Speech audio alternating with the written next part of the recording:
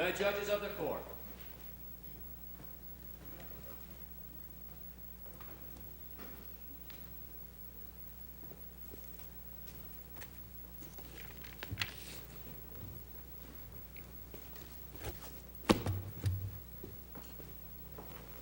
Hear ye, hear ye, hear ye. All persons having any business before this Court of Appeals, held in and for the state of New York, may now draw near, give their attendance, and they will be heard. Twin State versus Roberts. Ready at the door, please. Mr. Rowland. Thank you, Your Honor. May it please the Court, my name is Keith Rowland, and I represent the appellate Twin State CCS Corporation in this matter. As the Court is aware, this is a matter to determine whether or not Section 220 of the Labor Law applies to the installation and sale of a telephone PBX system for the Clinton County government buildings. The central issue I think that the Court should address is the concept of what is a public work for purposes of Section 220. We believe that the common, everyday, understood language of public work denotes something that is fixed, permanent, something like a structure, a building, and something that is used by the public at large, rather than anything that's used in a proprietary capacity by governmental employees. Strong argument to be made for the fact that installing a telecommunications equipment in a county government center certainly has all the earmarks of a public work. Well, we disagree, Your Honor. First of all, the system is not used by members of the public in general, as the way a highway or a bridge would be. True, county employees do use the system, just as they use a Xerox system, a data processing system, or even the cafeteria where they buy their lunch. It is not something that members of the public use. And Has all the of those... use test, I'm sorry. No, go ahead. Has the use test ever been attached to the definition of public use that in the way that you just described it, a functional qualification or limitation? The cases are not clear, Your Honor. The appellate division below put a one-sentence argument, one-sentence conclusion, simply saying that this is something that's in a public building and consequently is going to be covered by the statute. And we don't think that's the appropriate test to use. Being in a public building does not mean it's generally used as a public function. Furthermore, even in the cases where there has been what's called a public use, there's been more, and that is the sense of something fixed and permanent, like real property, like a building. Bus drivers, for example, in the varsity transit case, was a public use. They were school buses, I believe. But because there was no relationship to something fixed and permanent, that was not held to be public work within the concept of Section 220. Suppose you were installing an electrical system in a county building. Yes, sir. An electrical system by itself would be a public work. What about a major contract to install a new plumbing system? Yes, I agree with that also. Traditionally, heating, plumbing, ventilation, electrical systems have always been part of the real property to which they attach. What about repainting a public Yes. building? The statute also defines the contract subject to 220 as not only the construction of a public work, but also the repair and the alteration. Painting, in fact, is an improvement or a repair to a physical fixed structure. And I think that's why some of the lower court decisions have held that that is a public work. What about installing a communication system, an internal communication system throughout the entire building? I think it might depend on the extent to which there was a physical involvement of the activity performed. The simple hanging of a loudspeaker on a wall, I don't believe would rise to the level of being a fixed public work. On the other hand, if there were substantial rewiring, drilling, construction, that could be, under certain circumstances, deemed a public work. Is that the measure then, or is that part of your test, that how much alteration or wiring is necessary in order to affix the matter? That is a test that we think could be looked at by the court. It's one that the controller has held is applicable in both the general municipal law and for Section 220. If labor is a large component of the activity, and this is labor that's associated with the repair, the maintenance, the actual physical kind of work, then the whole project could be a public work, yes. Wouldn't it be much easier to say if it's for the public use in a public building, then it's a public work? I don't think so, because that would make... Sounds so easy, though. It sounds very easy, and that's not what the legislature did. It could have easily said so. It could have made Section 220 applicable to any purchase contract. It did not. Section Well, no, because they were talking about labor. They were talking about labor to the extent of not wanting any governmental entity to be a union buster. Yes.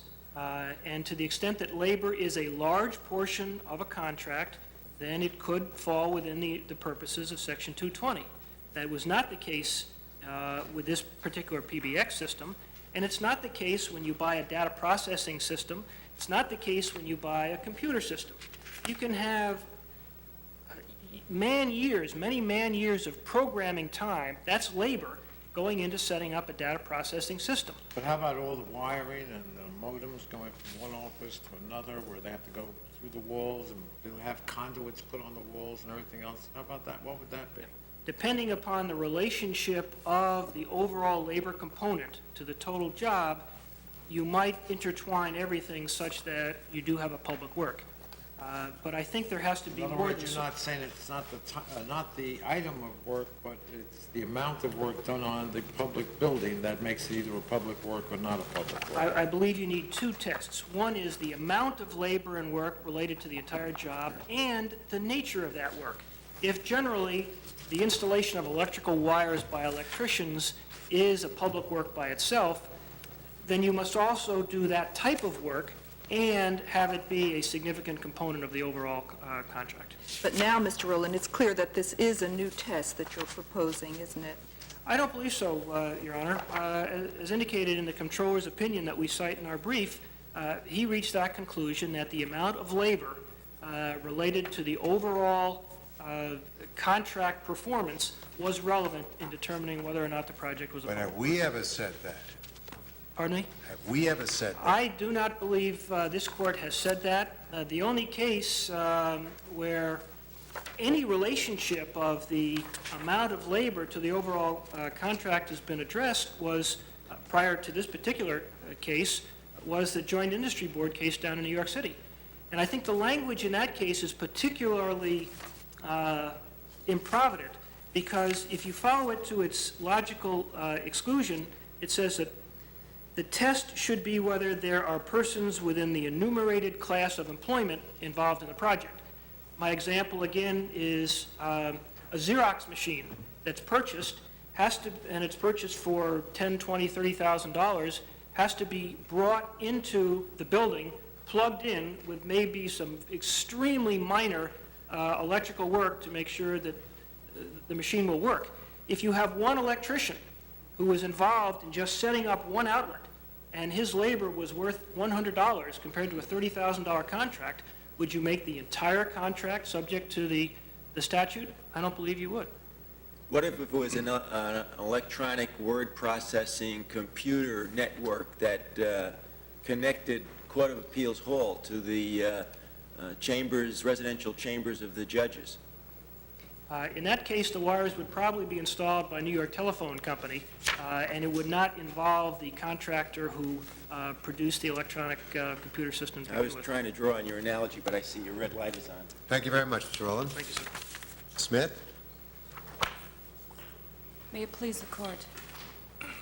Your Honors, I think the issue in this case is not the amount of work that was performed on this particular contract, but whether or not the underlying entity, a telephone system, is a public work under Labor Law 220. The amount of labor test which Mr. Rowland has been propounding in front of this Court is a test which has been used by the courts under General Municipal Law 103, which covers purchase contracts and contracts for public work. Under that test, courts have looked to the labor that's connected to the contract. If it's significant, it's a public work. If it's not significant labor, then it's a purchase contract. However, again and again, courts have held under Labor Law 220, and the language of the laws are actually different. Labor Law 220 says laborers, workmen, and mechanics who labor upon public works. Public works, in that context, has always been defined in relationship to public structures, to public fixtures. Thus, while public works means, under General Municipal Law 103, means labor and the cost of labor, public works under Labor Law 220 has related to structures. As long as the workmen are laboring upon a public structure, a public fixture, what would be considered to be a public work, the fact that their labor may be minor or incidental is irrelevant. That's why in the case of Golden versus Joseph, this court held that boiler repairmen were entitled to the prevailing wage. They didn't look at the amount of work that the boiler repairman did on the boiler or the amount of proportion of the work the boiler repairman spent repairing the boilers versus other. They looked at the underlying heating system and said that that was a public work. In this case, the same thing is true in matter of Mealy when they looked at sign painters. They looked at the underlying thing, which is the sign, and said that can be considered to be a public work. It has to be something that is done on or in connection with the real property, the building. Well, some sort of a fixed structure or work. I don't know if I would go as far as real property, because highways, I don't know how they're classified, whether they're real property technically or not, but those are fixed public-type structures or fixtures. Well, is the Something other- telecommunication system a fixed item? It is connected, it is contained within the fabric, a complex Well, telecommunication You system. can take it in and you can take it out, you can replace it with another system. Well, that's true with the heating system also, with Well, much no, a work. heating system normally is put in to remain there for years. I think that's probably true. If we look at the telecommunication system, and They part of, become obsolete within years. They're replaced. and if you look at the bid specifications in this particular contract, a great deal of work was required, great deal of structural work. There was electrical work that was required. Although Twin States employees may not have been required to do it, it was required to install this system. To install this particular That system. was because they had to plug in the system, similar to his IBM No, that was because computer. special electrical work had to be brought into the switch room. In order to connect the system, the record indicates they had to mount microwaves. Now Twin States said that what they had to do was lay outdoor cable between buildings. There was wiring that was required to be done within the walls, although not a great deal since this was a replacement of a system. There was wires that required to be connected up. There was adaptations that had to be made to the building. There was a large amount of work that had to be done to the structure. The system as a whole, I don't think that there's any question, is contained within the structure of the building. It's not just simply located there, such as a Xerox machine where maybe you can roll it in and roll it out. This total telecommunication system was within the structure of those buildings. Therefore, as I said, the labor that was done, any labor that is done upon that structure should be entitled to be paid at the prevailing wage. If I could give one more example of this, the matter of Lilco versus Roberts, this court held that a contract for street light illumination, which required the installation of street light standards or poles, was a public work. Now, that contract, because it required that, the contract basically was for the cost, the installation, and the electricity. And if you look at the overall cost of the contract, the labor would have been an incidental cost. However, since the court did not look at the labor versus the cost of the contract, but looked at the underlying nature of the structures, of the fixtures, it held that it was a public work.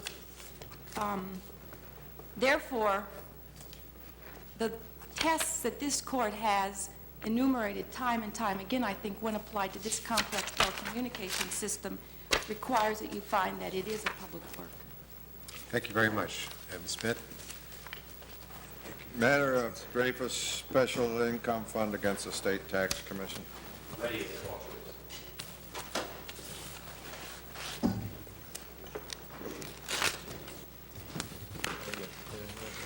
Mr. Dow. May it please the court. I request permission to reserve a minute of my time for rebuttal. Yes, of course. The primary issue in this case is whether a 1979 amendment to Tax Law Section 208, Subdivision 9, permitted real estate investment trusts and regulated investment companies to take a deduction for the profits which they distributed to their taxpayers. Prior to 1954, the federal government, the federal tax law, and the New York tax law defined the base on which taxes on corporations were measured. That was entire net income. Tax law section 208(9) of the tax law defines the primary base which corporations doing in business are taxed. It forms the measure of that franchise tax.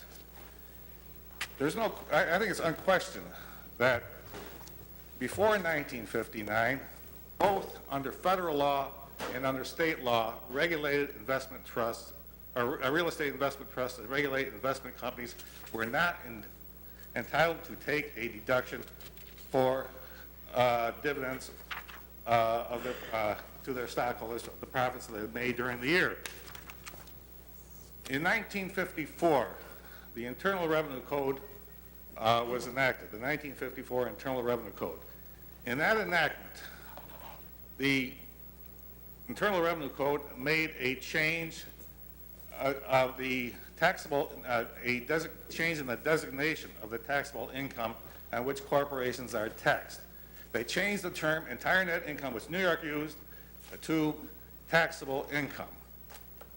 They, at the time that they made this change, they did not change the amount of income by which corporations generally were taxed. They were still taxed on the same income. Now, with regard to investment trust companies,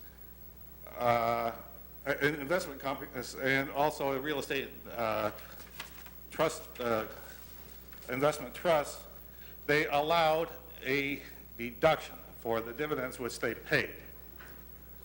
New York, at that time, in 1954, did not change its law. In 1959, at the request of the Tax Commission, the legislature enacted a bill to change the definition to conform with the federal law. This was a technical amendment.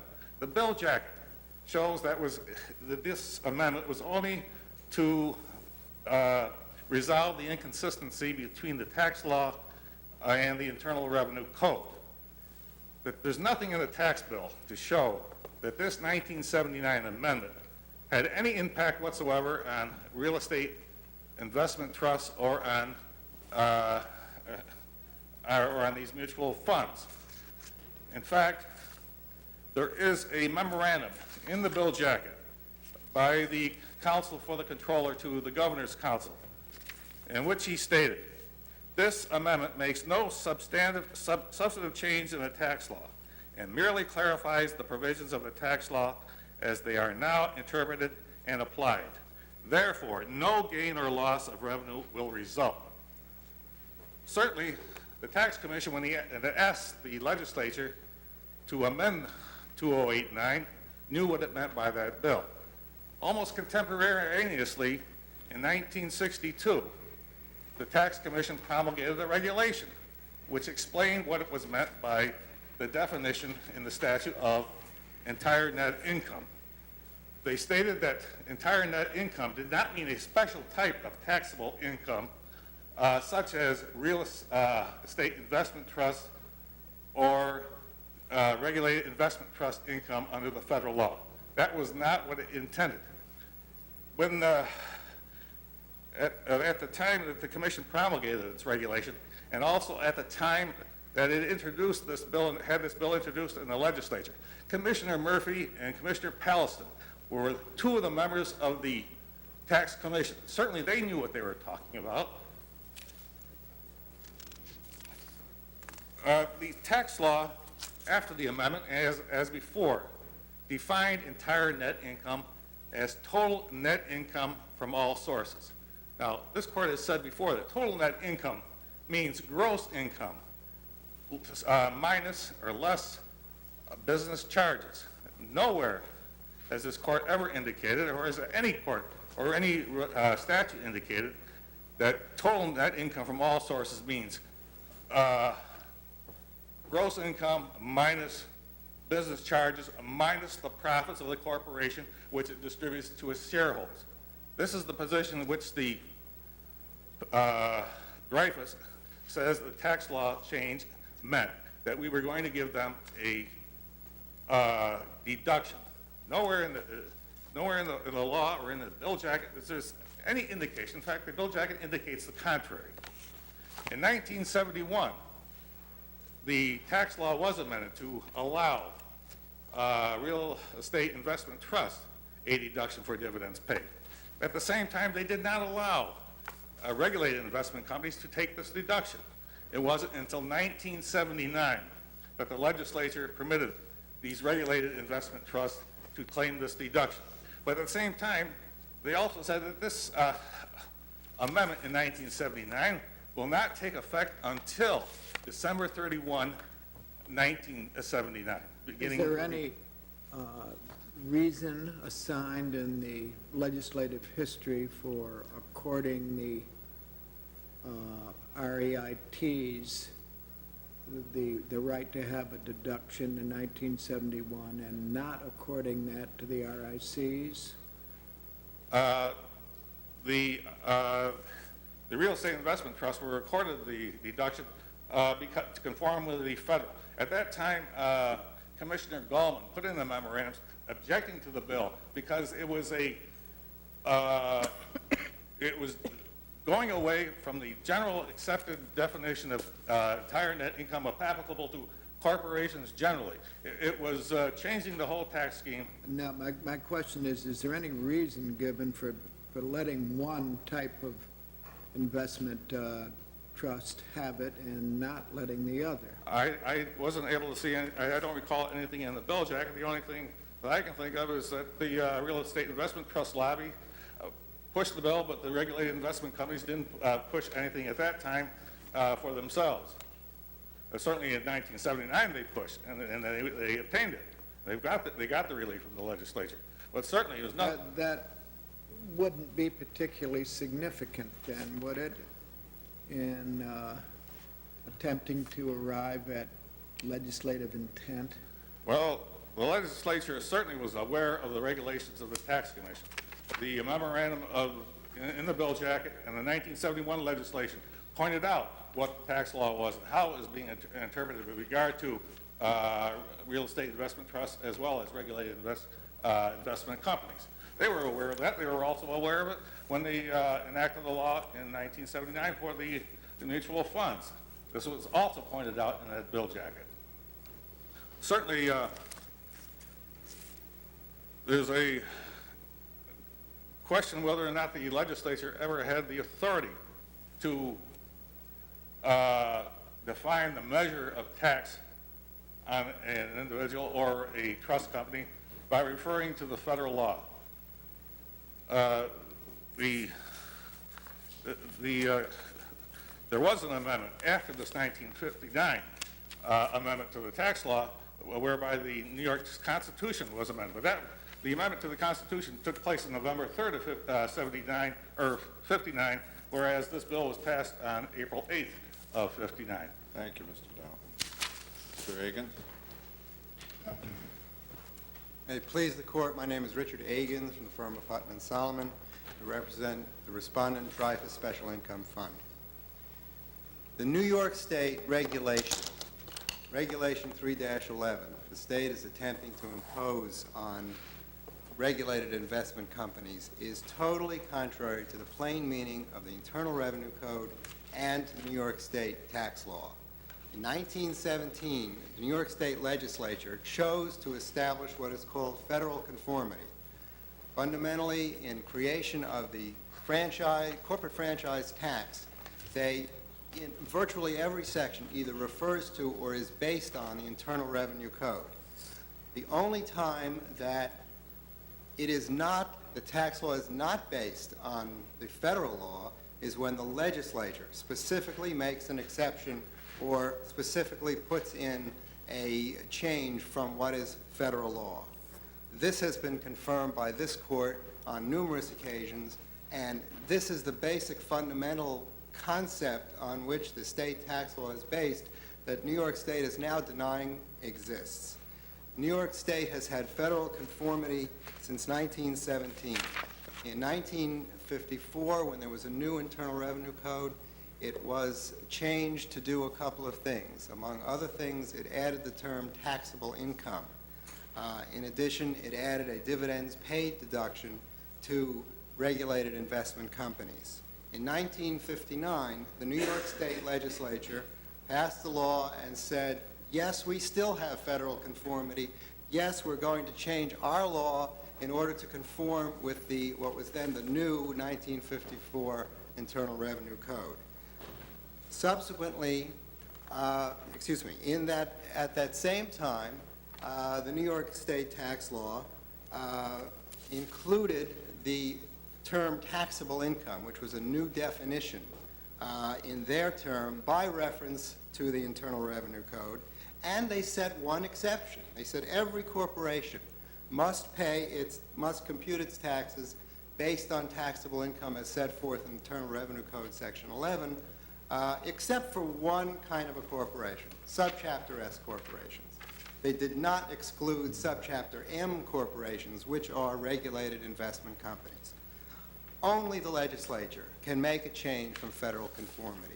What is attempted to happen here is that the tax commission, tax department, has imposed a regulation, Regulation 3-11, which tries to redefine the term taxable income as defined in the Internal Revenue Code. Mr. Akins? Yes. I have the same concern that Judge Hancock expressed in his exchange with Mr. Dow, and that is, in 1971, when the statute was amended pertaining particularly to the real estate investment trusts, the legislature was well aware of the existence of regulated investment companies, yet it particularly did not include them in the amended statute, and in fact did not do so for 8 more years.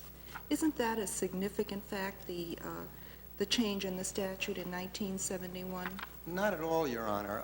First of all, it was always the position of the regulated investment companies and the real estate investment trusts that the dividends paid deduction permitted and required to be permitted under the federal law was always permitted under the state law as well. Quite frankly, the 1971 and 1979 amendments did not change the definition of taxable income. Were they unnecessary?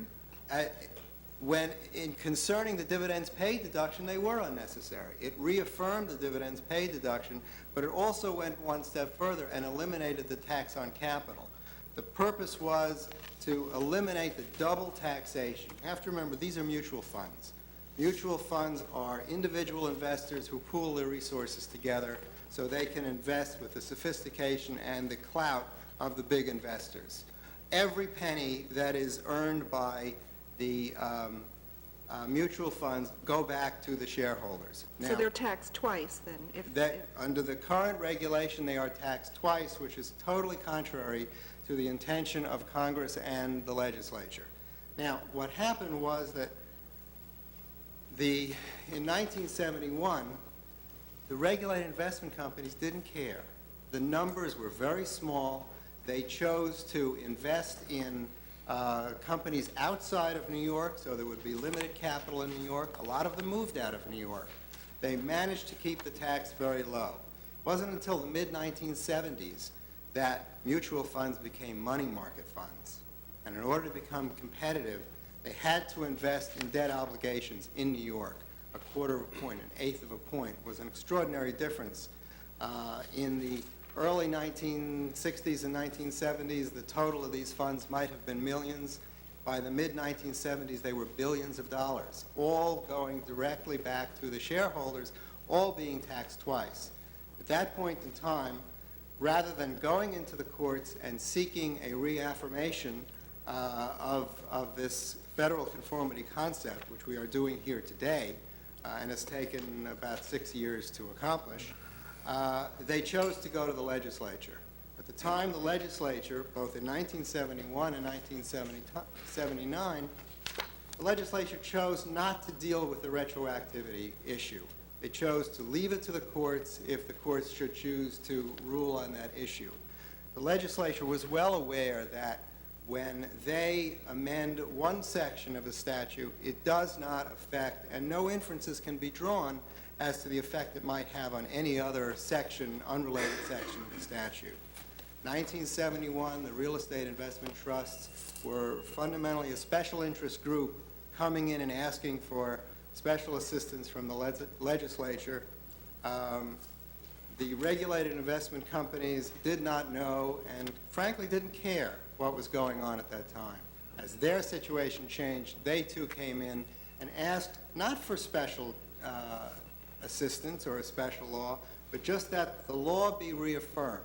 The state has already admitted that there are other corporations that receive dividends, paid deductions, and special treatment. The Internal Revenue Code is set up so that there is one general section which says that you compute your taxable income, and then there are special sections dealing with special corporations. Regular business corporations deal with Section 63.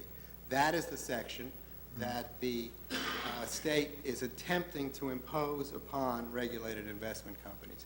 There are subchapter S corporations that the state has permitted to compute under their separate rules. That's what I was going to ask you about, the earlier exception to the general rule enacted for subchapter S. Right. And the fact that subchapter M corporations were not accepted.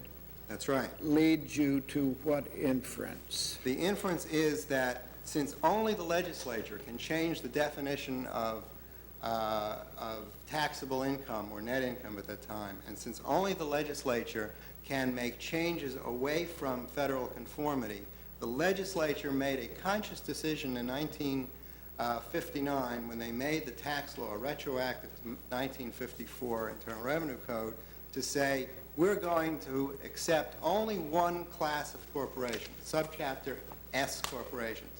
They did not accept subchapter M corporations, subchapter T, which is co-op corporations, and in fact, Leading to the inference that except where specifically exempted, the federal rule applies. absolutely.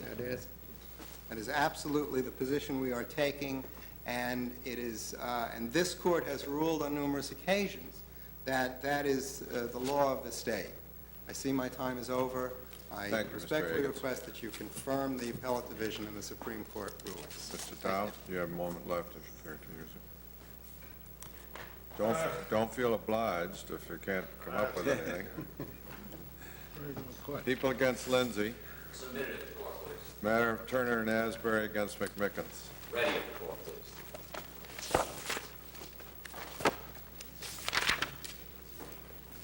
Mr. Colonel. May it please the court, today I represent George Asbury, a New York City correction officer.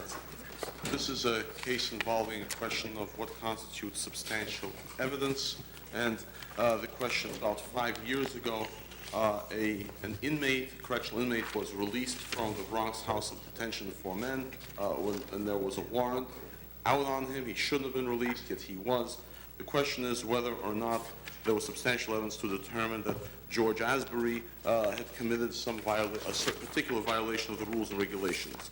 Our position, very briefly, is that essentially it dovetails with the dissenting opinion by the two appellate division justices, that said that in view of the absence of positive testimony that the warrant was in the papers given to Officer Asbury and confusion surrounding the acceptance of the warrant by Captain Gonzalez, substantial evidence was lacking to find Officer Asbury guilty of the charges against him.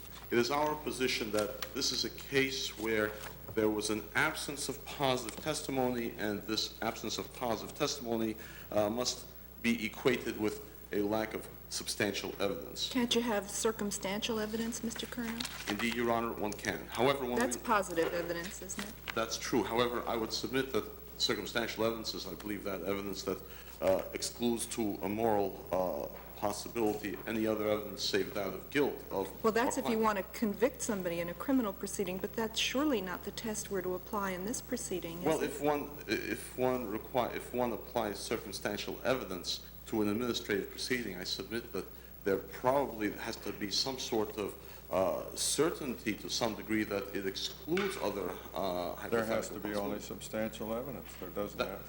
Substantial evidence, but however, I submit that if one utilizes circumstantial evidence, then one is in a situation where one is basing a proposition based upon perhaps hypothesis or speculation if one does not exclude other possibilities. But circumstantial evidence can be as strong, if not stronger.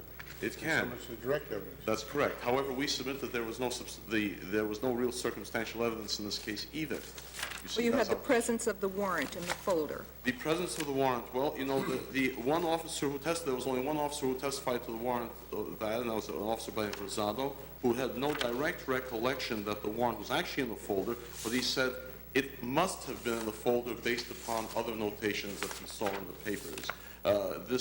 This evidence was contradicted by other people who did testify. Now, I realize that so long as one person testifies to a certain proposition and the hearing officer accepts that proposition, well, then I really don't have very much to say. Then there's nothing that the court can do except confirm the determination. But in this case, I believe that Officer Rosado's testimony is somewhat equivocal. He says that he has no independent recollection that the warrant was there, but that it must have been there due to some other notations. And that, of course, is his testimony, the fact that it must have been there because of these other matters. And that becomes a circumstance which could lead the hearing officer to believe that it was indeed there. Possibly. However, if I may, Your Honor, if this particular hearing was not the usual kind of structured hearing that we have, a normal hearing, there's a petition, there's the department's case, there is the petitioner's case. In this case, what happened was the department put forth some evidence. The inspector general investigator who gave largely cumulative evidence, a captain who was in command of the Bronx Criminal Court unit at the time of the discharge of the prisoner 4 days later, and Officer Rosado, who gave this testimony that we mentioned. But once the department had Officer Rosado's testimony, then the department said, well, you know, you, Captain Gonzalez, and you two correction officers, fight among yourselves and we will choose who of you is the more credible. And I would submit that, and the hearing officer chose Captain Gonzalez over that of Officer Turner, the other correction officer who was not appealing to this court.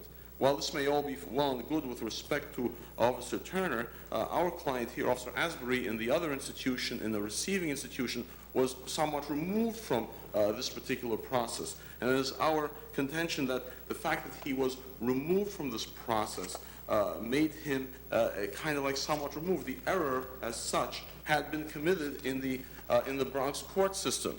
Once one finds, in a sense, once one finds that Officer Turner is guilty, and once one finds that Captain Gonzalez is not guilty, then there's a strong presumption there that Officer Turner is the guilty party, and that the warrant, there was a snafu occurred at that point with the warrant. Therefore, the next step of the papers being delivered from the house of detention, from the Bronx court to the house of detention, necessarily means that obviously there was something flawed in these papers. Indeed, I believe that somewhere in the evidence, and I'm not exactly sure where, quite frankly, I do believe there was testimony by one witness that said that the warrant was attached to the papers in such a way that would indicate that it was not in its normal position when ultimately they examined what occurred in this particular case.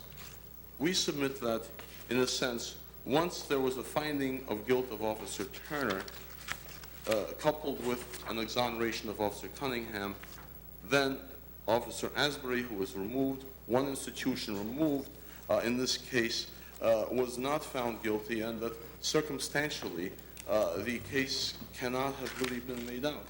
With this question of circumstantial evidence, I will confess to this court, I'm not exactly sure of the interplay of the substantial evidence rule and the circumstantial evidence per se. I have never really... You can have hearsay evidence. There is hearsay evidence indeed. That's true. That would Administrative proceeding. that would tend to water down my position substantially, without a doubt. But I've never, when they throw circumstantial evidence, I fear that somehow or other you are introducing elements of unreliability, unverified kind of evidence into this. Well, are you proceeding. suggesting that the test should be different, where the evidence is only circumstantial, so that something more than substantial evidence is required? Well, that Judge Alexander is exactly my particular problem, which I don't really exactly understand, how these two principles... Is there any authority for such a proposition that you would like to? Not that I'm aware of, but the question here is the interplay That would be a new rule then, wouldn't it? Possibly. But the interplay of these two principles is, I mean, substantial evidence is not, one does not have to prove a lot to prove substantial evidence. This so much we know. But where there is no direct evidence and where there is circumstantial evidence, and given the circumstantial evidence does have this element of one must prove a proposition to a moral certainty in a criminal case, I think that there should be some sort of burden upon the proposer of the proposition who tries to utilize circumstantial evidence. He has to be able to do something. The circumstantial evidence can't be merely speculative, is what I'm attempting to say, or what I'm attempting to argue to this court. Well, of course, that's in a criminal case where the burden of proof is beyond a reasonable doubt. That's correct. We don't even have a preponderance burden here. That's You're right. talking substantial evidence. That's right. Perhaps, and this is perhaps my thought, if I may give to this court, my opinion, representing the clients that I do, is that perhaps this court might, maybe not in this case, perhaps in another case, might consider... You haven't had much success with those arguments lately, have you? Well, one does one's best, one can. But the only thing I can really say is perhaps this court can adopt a fashion or rule, perhaps, that where these matters of substantial, where one needs substantial evidence and there's no direct evidence, perhaps a preponderance of the evidence is required upon the department to prove a case circumstantially. It's a cumbersome sort of thing, and but that's the only thing I really can think. That's the only thing that really comes to mind. Thank you very much, Mr. I wish to thank the court for permitting me to speak on this question. Thank you very much, Mr. Curnow. Mr. Lipton? May it please the court, my name is Ira Lipton. I'm an assistant corporation counsel in the office of Peter Zimroth, Corporation Counsel of the City of New York, and I represent the respondents, the Commissioner of Department of Correction and the Department of Correction of the City of New York. This is really a very simple cut and dry case. We believe that the majority in the appellate division was correct, that there was substantial evidence here to support the finding of... Even though very slight. Well, I would say more than slight, Your Honor. The dissenting judges, in their brief opinion, wrote that there was, and I quote, no testimony at all that the warrant was among papers concerning the inmate, either when they left the Bronx Criminal Court or when they arrived at the Bronx House of Detention. And I believe that there was very clear testimony on that, although it wasn't a direct testimony. Nobody testified. I saw Petitioner Asbury look through these papers, and when I was looking over his shoulder, I saw the parole violation warrant in there, and he missed it. But that would be an awfully high standard. How do we know the warrant was in there, based on the testimony somewhat equivocal that it should have been in there? Are we relying on something like the presumption of regularity here? No, Your Honor. The reason we know is that Correction Officer Rosada had the very same set of papers that Petitioner Asbury had, the next step along the chain. And when Rosado had the papers, his job was to make entries in the Register of Prisoners in the Bronx House of Detention for Men. And it's a big book, and he writes the name of the inmate and some information, date, sex, etc. And then there's a remarks column, and in the remarks column, he wrote parole violation warrant. Now, it's true, as Mr. Curnow pointed out, he had no independent recollection. He couldn't say, oh, yes, I remembered seeing the parole violation warrant, but that's easily explainable by the fact that this was, I think, a 10 or 12-year officer. He's made thousands of entries. So even if the testimony is equivocal, there is a confirmatory, objective, documentary recording. Yes, Your Honor. He would have had to have had the warrant there. And as the record makes clear, the next step in this process, after Officer Rosado makes his entry, is to pass the same set of papers along back to what they call the receiving room. And that's where Asbury, the petitioner, comes in, and he's supposed to look through the papers and fill out more documents. One in particular is called the inmate detention record, and he's supposed to mark on this record the existence of a parole violation warrant. He didn't see it, and the hearing officer believed the reason he didn't see it was because perhaps the warrant wasn't where it usually is with these papers. It usually should be stapled conspicuously near the front. There's also another document which they refer to as a pedigree slip, and that should have been a stamped parole warrant, or it should have been checked on that sheet. And it appears that the petitioner, relying on the absence of that note on the cover sheet, or the visibility of the parole warrant on the top of these papers, he just didn't look through the rest of the papers, and that's why he missed it. But it is very much his job to look through all of the papers. In fact, he concedes that he had the inmate's paper. It was his responsibility to go through it. This whole system is set up to have checks and counter checks and double checks and triple checks, just so that in case somebody earlier along, like Mr. Turner, who did not make the appropriate entry, in case he doesn't do his job, somebody else can catch it. Instead, as the hearing officer found, the petitioner didn't do his job. He either did it carelessly or he didn't do it at all, and as a consequence, somebody who was supposed to be held in prison was released, and that is about as serious an infraction as there can be. I mean, that is the job of a correction officer, and although he's not standing outside of the walls with a gun guarding the prison, his job is just as important on the inside, doing the right paperwork to make sure that we don't lose track of anybody. So I do not believe, I do not see how the dissent can say that there was no testimony to support the hearing officer's finding. There was testimony. It was positive proof in a way. It's proof from which an inference can be drawn, and that is certainly satisfactory under well-settled standards of substantial evidence. I might also point out the dissent seemed to be somewhat concerned with the idea that there was confusion earlier on as to the acceptance of this warrant at the Bronx Criminal Court. Yet they don't reason why that confusion has any bearing on whether or not Petitioner Asbury, farther down the line, didn't do his job. As long as there's proof, and there was, that that parole warrant made it over to the Bronx House of Detention for Men that night, then whatever went on between Captain Gonzalez and Mr. Asbury is really irrelevant. But in any event, the record does make clear that that warrant was in fact stapled to the records even at the Bronx Criminal Court. It was either stapled by Turner, that's what the hearing officer found, because he believed Captain Gonzalez's testimony, but even if he didn't believe Captain Gonzalez, he could have believed Turner, in which case it would have been Gonzalez that stapled it to the records and didn't make the proper entries on the pedigree slip.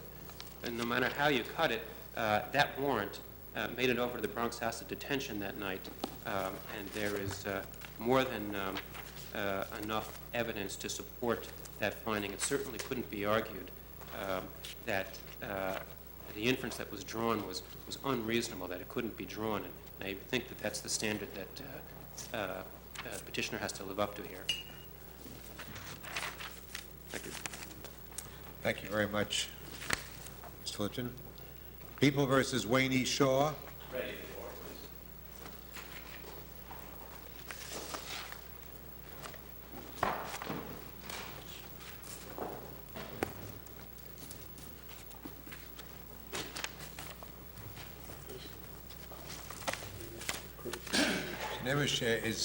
Is Mr. Shaw around, or has he absconded? Your Honor, the hearing in this matter was held in 1982 or 1983. Mr. Shaw has never been asked to come to any court of law since then by any judge. Does anybody know where he is? We've been attempting to track him down. He does have a residence in Massachusetts, and there are a number of Shaws that have lived there. Are you his lawyer? Yes, I am, Your Honor. I asked you to get him on the phone. Would you have any problem? I have a telephone number, I believe, in the file I could try. Because, you know, we don't cherish disembodied cases. I understand that, Your Honor. But at the same time, no judge has ever asked Mr. Shaw to appear in court at any level. But at least one judge has asked you if you knew where he was. And your answer is not really. That's correct, Your Honor. Did Mr. Shaw request expressly that an application for leave to appeal be made to this court? Your Honor, no. The matter was appealed by the District Attorney's Office from Judge Roman's decision in the Village of New York Mills. I felt that when it was reversed by county court, it was an important enough issue to bring to the attention of the court and have the court decide, because it has not been a case that has been, we have found no cases on the right to counsel in DWI. But you see, we're not in the business of pursuing academic exercises, and if someone is not within the jurisdiction of the court, then our determination becomes very little more than that. But why don't we, not that we will ultimately, but why don't you get to the merits of the case? Thank you, Your Honor. The issue simply put here, Your Honors, is whether or not a person who is stopped for driving while intoxicated is entitled to be warned that he has the right to counsel before he makes the decision whether or not to take a breathalyzer. And I feel that's why this case was of such importance, because Judge Roman had ruled at the village court level, Judge Roman being a retired zone sergeant, that he felt that a person stopped for DWI should have the right to counsel because it was a critical stage of the proceeding, that there are significant detriments to taking a breathalyzer exam, that there are and have been over the last couple of years a great importance put upon the driving while intoxicated arrest in the state of New York, and the villages and towns have put a great amount of dollars into arresting people for driving while intoxicated. You would really have to be asking us to do this under state constitutional law. Yes, Your Honor. Yes, I am. Because you concede that under Kirby and under Miranda, there would neither be a Sixth Amendment right nor a Fifth Amendment right to counsel. I don't think there's any question of that, Your Honor. I felt in this particular situation that it was a critical stage of the proceeding that has been overlooked by the courts in determining whether or not Sixth Amendment applies. It wouldn't be under Kirby against Illinois. You're arguing it might be under some modification of People Against Samples. Yes, as a critical stage, certainly a person would at least have the right. Basically what I'm arguing here, Your Honors, is that we should extend, this court should extend People versus Guernsey, which allowed a person to make a telephone call to a lawyer if he so requested at the time he was requested to take the breathalyzer test. But that's not the same as giving him a right to counsel. A right to a telephone call for the sake of fairness is not the same as imposing a right to counsel on them. Your Honor, I believe it is. I believe that if you allow... They still go ahead after he made his telephone call. They still go ahead and force him to give a blood sample or make a refuse decision. to. Make a decision as to whether he should take that breathalyzer test. Sure. Especially in light of the fact that if a person is convicted of driving while intoxicated, it may serve as a predicate for a second felony offense. I mean, we have some... Whether or not he talks to a lawyer, or whether or not he has a choice, they can still compel him to give a blood sample, can they not? On a court order. Using proper procedures. So what what does it make a difference? Whether it's a matter of courtesy or fairness, they let him talk to his lawyer. They're giving him more than he's entitled to anyway. They can force him to give the blood sample. Driving while intoxicated in the last couple of years, Your Honors, is probably one of the sexiest issues in law enforcement. We pour hundreds of thousands of dollars into this, and we make hundreds and hundreds of arrests. And as public defender of Oneida County, I see that. And we have situations where people are walking around with records for driving while intoxicated. Even though it's under the vehicle and traffic law, it is a, I can't say a heinous crime, but the conviction itself carries great weight in a person getting a job, for instance, or a person just having a Maybe that's because... criminal record. I'm sorry, Your Honor. Maybe that's because within the last 2 weeks, quite a few people have been killed by driving while intoxicated. So though it's merely in the vehicle and traffic law, there is another element that the state is worried about. It's important. And I think it's important that if we are going to prosecute, that we allow some fundamental fairness to intrude into the system also, to allow the person to make an informed decision. I think it's difficult... You know, we have gone further than perhaps any other court in granting right to counsel, but we've never adopted a talismanic approach to this thing.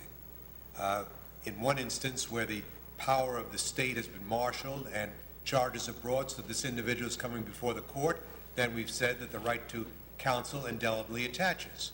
The Supreme Court has talked in terms of right to counsel before inquiry in certain settings. But no one has ever thought in terms of critical stage as being any stage which happens to be critical.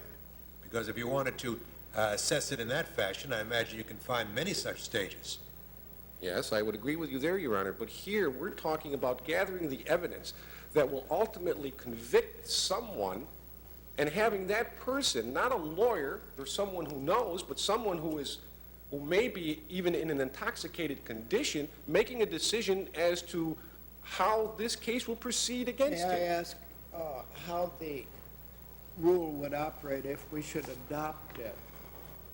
Let's say the defendant is arrested at 3 o'clock in the morning, and he's asked if he wants to consult his lawyer, and he says, yes, I do, but the lawyer can't be found. Now, what is it, a 2-hour time limit? What happens to the test? That, I believe, is no problem, because what I'm asking for is simply for the counsel right to be included in the DWI warning and then extend Guernsey and the rules that Judge Breitel set out in Guernsey. If a person can find and certainly contact a lawyer, if he is so warned, fine. What if he can't? What if, as a practical matter, the right can't really be fulfilled? Then what? Then the person would have to make... Because of the time... Yes, I understand the 2-hour limit. time period here involved, which you don't have in custodial interrogation situations. Then the person would have to make that decision by himself. But at least the fundamental fairness of allowing the attorney to be called. Your Honors, my time is up. I wish you a nice holiday, a nice weekend. Thank you. Thank you, Mr. Nevish. Mr. Drace? May it please the Court, my name is Donald Drace. I'm representing the Oneida County District Attorney's Office on this appeal. As Your Honors have pointed out, what counsel is asking this Court to do is establish a new rule, which essentially would be an unworkable rule with respect to driving while intoxicated cases. In this case, Mr. Shaw, wherever he may be, never requested counsel, never was denied access to counsel, and fully consented to the breathalyzer test that he submitted to. There was no significant judicial activity, no judicial activity whatsoever in this case. There was no commencement of an action, as this Court has defined that in previous cases, commencement of an action.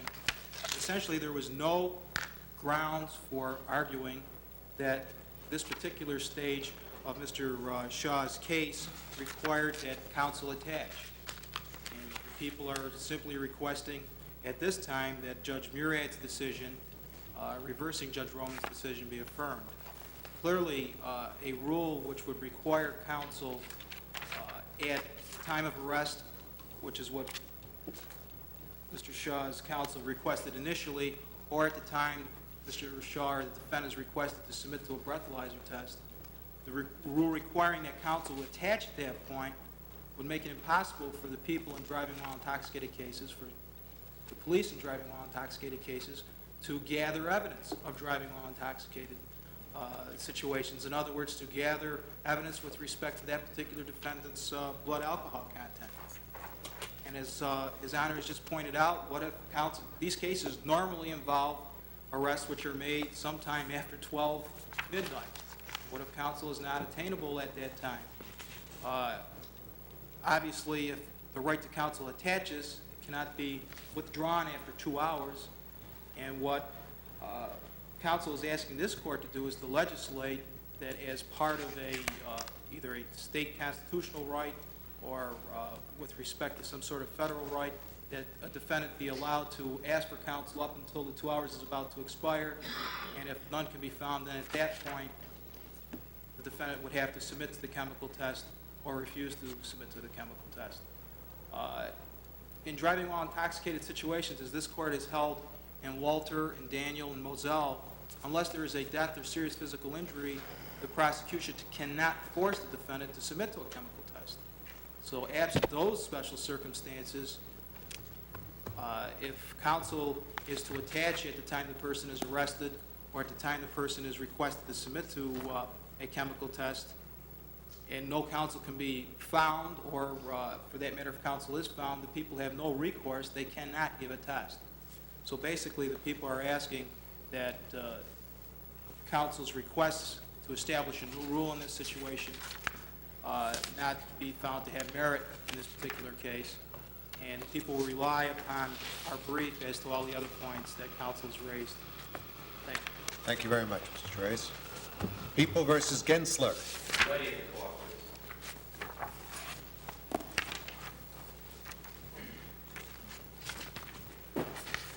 This is basically, under the statute, a discretionary call by the trial judge with respect to whether or not to have a psychiatric examination